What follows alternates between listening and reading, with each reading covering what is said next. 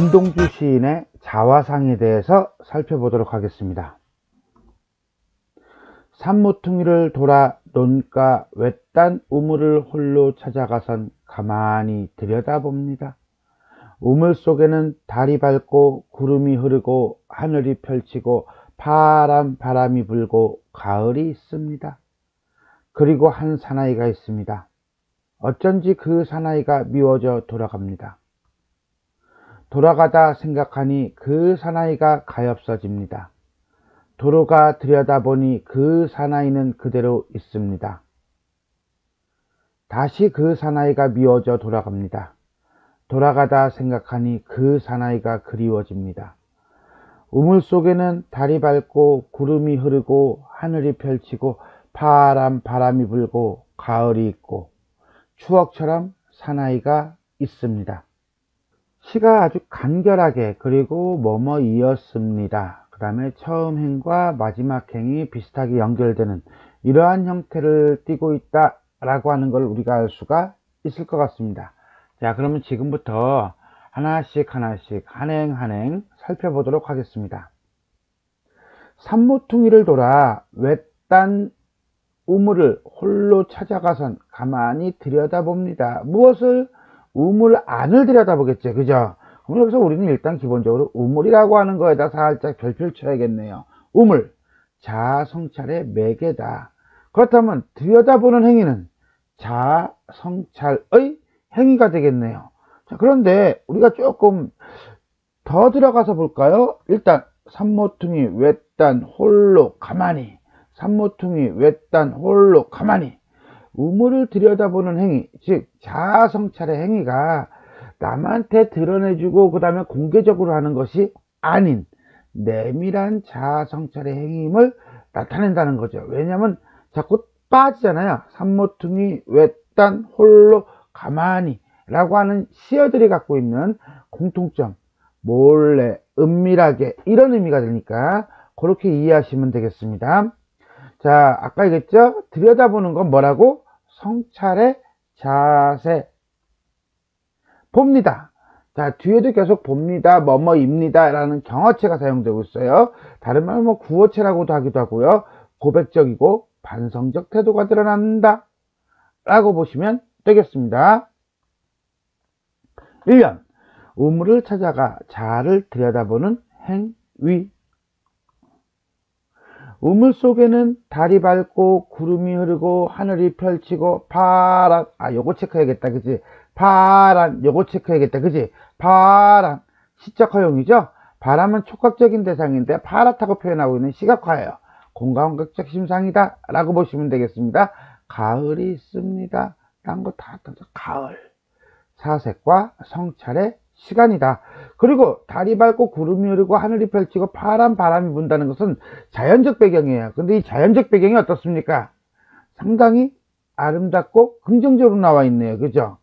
자, 볼까요? 순수하고 아름다운 자연의 풍경이다. 이거는 뒤에 나오는 사나이의 모습과는 대조를 이루고 있다 라고 보시면 되겠습니다. 2연, 우물 속에 평화로운 풍경을 다루고 있네요. 3년 볼까요, 이제? 그리고 한 사나이가 있습니다. 사나이. 우물 속에 비친 화자 자신이고요. 현실적 자아예요. 그리고 화자에 대해 객관화된 표현이고요. 대상화라고도 합니다. 자기 자신이라고 보시면 되겠네요. 어쩐지 화자는 그 사나이가 미워져. 밉대요. 자, 밉다라고 하는 것은 현실에 안주하는 자기 자신에 대한 감정으로 부끄러움이다. 그럼 여기서 부끄러움이라고 하는 게 뭔데? 현실 인식에서 비롯된 것이라고 볼 수 있다. 즉 자신의 순수성을 지키지 못한 데서 비롯된 자괴감, 그 다음에 적극적으로 대처하지 못한 윤리적인 고뇌, 이런 것에 대해서 뭉뚱그려져 가지고 모여서 합쳐져 모인 감정이 부끄러움. 그거는 왜 나왔다? 자아성찰을 통해서 나왔다 라고 보시면 되겠습니다. 그럼 여기서 일단은 자아성찰, 부끄러움, 그 다음에 자괴감, 윤리적 고뇌, 이렇게 4개의 단어가 핵심 단어가 되겠다 라고 볼 수가 있겠네요. 3년, 초라한 자기 자신에 대한 부끄러움 정도로 보시면 되겠습니다. 자, 그러면 4연을 볼까요? 돌아가다 생각하니 그 사나이가 가엾어집니다. 도로가 들여다보니 그 사나이는 그대로 있습니다. 그 사나이가 가엾어진대요. 또 마음이 바뀌었어, 그치? 가까이 가니까 미운데 멀리 있으니까 또 뭐예요? 불쌍해 보여요. 어쩔 수 없었던 자기 자신에 대한 연민이에요. 하지만 도로가 들여다보니 라고 하는 거 보니까 그것이 한 번 있었던 게 아니에요. 여러 번 반복된 거예요. 반복된다는 것은 결국 미움과 연민이 교차가 되는 뭐다? 내적 갈등이다. 사나이는 그대로 있습니다. 사연, 자기 자신, 자아에 대한 연민. 다시 그 사나이가 미워져 돌아갑니다. 돌아가다 생각하니 그 사나이가 그리워집니다. 다시, 자, 아까 얘기했죠? 반복이에요. 이런 미움과 안타까움, 미움과 부끄러움, 미움과 연민이 계속 반복적으로 일어나다 보니 미워져 돌아갑니다. 내적 갈등이다. 돌아가다 생각하니 그 사나이가 과거에 있었던 자아는 어떤 자인데요? 그거는 현실에 맞물려 있지 않은 자예요. 그 자아가 그리워집니다. 어떤 자? 과거 순수했던 자. 순수한 삶을 살았던 자아에 대한 뭐다? 그리움. 오연, 자아에 대한 미움과 그리움이 교차되고 있네요. 우물 속에는 달이 밝고 구름이 흐르고 하늘이 펼치고 바람이 불고 가을이 있고. 가만, 여기까지는 아까 1년하고 같죠? 수미상관. 추억처럼 사나이가 있습니다. 이걸 하나 발견했네요. 순수했던 과거 자신에 대한 발견이다. 그래서 지금의 나는 믿고요. 지금의 나는 연민을 갖고 있죠. 지금의 나에 대해서는 부끄럽지만, 그렇지만 나는 과거에는 어땠어요? 순수했거든요. 그것을 발견하면서 현실적 자아와 화해를 하고 있다. 라고 하면서 일단은 아까 얘기했듯이 수미상관이고요. 구성상 균형감과 안정감을 준다 라고 볼 수가 있겠습니다. 6년 추억 속 자아에 대한 그리움, 그리고 현실적 자아와의 화해라고 보시면 되겠습니다. 자, 그럼 우리 하나하나 살펴보도록 하겠습니다. 자유시고 서정시고요. 요건 성찰적, 고백적, 시간의 흐름에 따른 시상전개예요. 우물 속에 비친 자신의 모습, 그러면서 자아 성찰과 자기 자신에 대한 미움과 연민, 안타까움과 그리움, 이런 것들이 나오고 있다.